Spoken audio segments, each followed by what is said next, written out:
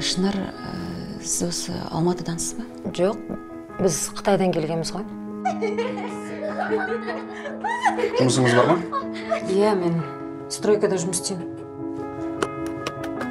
Ал жолдасыңыз не жұмыс жасайды? Жолдасым қайтыс болған. Талдау нәтижелерін қарап шықтық. Бұның барлығына бір себеп бар. Шынар, сізде кеудеңізде рак бар. Мен жұмыс істеймін, ақша табамын, емделмеймін.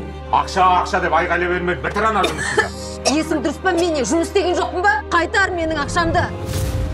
Сіздің 3 ай өміріңіз қалыпты ғой. Сондықтан балаларыңызды жетімдер үйіне алып кетуге келдім. Қайдағы балалар үй? Мен балаларымды ешкімге бермеймін.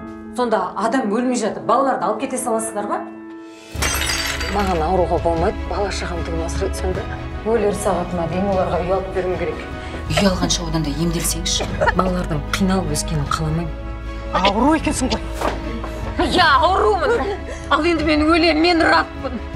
Осының бәріне сен кінәлі шығарсың.